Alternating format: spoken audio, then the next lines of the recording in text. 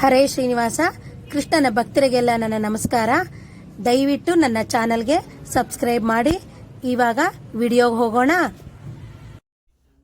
ಹರೇ ಶ್ರೀನಿವಾಸ. ಇವತ್ತು ಸಿಗುಂಬಳಕಾಯಿಂದ ಒಂದು ರಾಯ್ತ, ಒಂದು ಗೊಜ್ಜು ಮಾಡೋಣ, ಬರ್ತೀರಾ? ಮೊದಲಿಗೆ ಸಿಗುಂಬಳಕಾಯಿನ ನೋಡಿ ಈ ಥರ ಸಣ್ಣಕ್ಕೆ ಹೆಚ್ಕೋಬೇಕು. ಈ ಥರ ಸಣ್ಣಕ್ಕೆ ಹೆಚ್ಕೊಂಡು ಇಟ್ಕೊಂಡಿರಿ. ಏನೇನು ಸಾಮಾನು ಬೇಕು ಅಂತ ನೋಡೋಣ ಬನ್ನಿ. ಇವಾಗ ನೋಡಿ ಸಿಗುಂಬಳಕಾಯಿನ ಚೆನ್ನಾಗಿ ಬೆಂದಿದೆ. ಈಗ ಹರೇ ಶ್ರೀನಿವಾಸ, ಇವತ್ತು ಸಿಗುಂಬಳಕಾಯಿದು ರಾಯ್ತ ಮಾಡೋಣ. ರಾಯ್ತಾಗೆ ಏನೇನು ಬೇಕು ಅಂದರೆ, ನಿಮಗೆ ಖಾರಕ್ಕೆ ಎಷ್ಟು ಬೇಕೋ ಅಷ್ಟು. ಮೊದಲಿಗೆ ಅರ್ಧ ಚಮಚ ಮೆಂತ್ಯ, 1 ಚಮಚ ಜೀರಿಗೆ, 1 ಚಮಚ ಸಾಸಿವೆ, ಸ್ವಲ್ಪ ಇಂಗು, ಆಮೇಲೆ ಒಂದು 5-6 ಎಲೆ ಕರಿಬೇವಿನ ಸೊಪ್ಪು, ಒಂದು 2 ಅಥವಾ ಚಿಕ್ಕದು ಮೆಣಸಿನ್ಕಾಯಿ ಇದ್ದರೆ 3, ದೊಡ್ಡ ಮೆಣಸಿನ್ಕಾಯಿ ಆದರೆ 2. ಇದಿಷ್ಟು ಹಾಕ್ಕೊಂಡು ಇವಾಗ ನಾವು ಚೆನ್ನಾಗೆ ಸ್ವಲ್ಪ ಕೆಂಬಣ್ಣ, ಅದು ಪರಿಮಳ ಗೊತ್ತಾಗುತ್ತೆ ನಿಮಗೆ, ಅದು ಹುರಿದಿದ ತಕ್ಷಣ ಆಮೇಲೆ ಸ್ವಲ್ಪ ಹಸಿ ಕೊಬ್ಬರಿ ಹಾಕ್ಕೊಂಡು ಮಿಕ್ಸಿಗೆ ಹಾಕಿ ರುಬ್ಬಬೇಕು.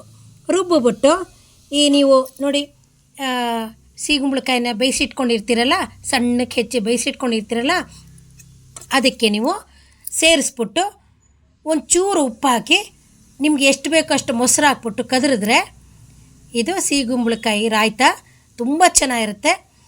ನಾನು ತೋರಿಸ್ತೀನಿ ಬನ್ನಿ ಹೇಗೆ ಮಾಡೋಣ ಅಂತ.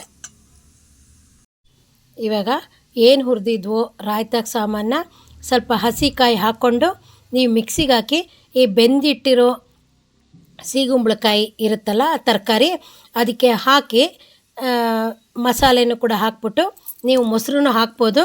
ನೋಡಿ ಈ ಥರ ಬಂದಿದೆ. ನಿಮ್ಗೆ ಇನ್ನೂ ಸ್ವಲ್ಪ ಗಟ್ಟಿ ಇರಬೇಕು ಅಂತಂದರೆ ನೀವು ಇನ್ನೂ ಸ್ವಲ್ಪ ಮೊಸರು ಹಾಕ್ಕೋಬೋದು. ನಾನು ಹಾಕ್ತಾಯಿದ್ದೀನಿ ನೋಡಿ, ಮೊಸರು ಹಾಕಿದ್ದೀನಿ. ಎಷ್ಟು ನೀವು ಹುರಿತಿರುವಾಗಲೇ ಒಳ್ಳೆ ಪರಿಮಳ, ಘಮ ಘಮ ಘಮ ಬರುತ್ತೆ. ಮಿಕ್ಸಿಗೆ ಹಾಕುವಾಗಲೂ ಅಷ್ಟೇ, ಮಿಕ್ಸಿ ಮುಚ್ಚಳ ತೆಗೆದ ತಕ್ಷಣ ಒಳ್ಳೆ ಪರಿಮಳ ಬರುತ್ತೆ. ನೀವು ಇದನ್ನು ಮಜ್ಜಿಗೆನ ಬದಲು ಒಂದು ರಾಯ್ತನರ ನೀವು ತೊಗೋಬೋದು. ನಿಮ್ಮ ಮನೆಯವ್ರಿಗೆಲ್ಲನೂ ಕೂಡ ನೀವು ಬಡಿಸ್ಬೋದು. ಈ ರಾಯ್ತ ಆಗಿದ ತಕ್ಷಣ ಕೃಷ್ಣ, ಶ್ರೀಕೃಷ್ಣ ನಿಂಗೆ ಪ್ರೀತಿ ಆಗ್ಲಪ್ಪ ಅಂತ ಅಂದ್ಬಿಟ್ಟು ನೀವು ಮನೆಯವ್ರಿಗೆಲ್ಲನೂ ಬಡಿಸ್ಬೋದು.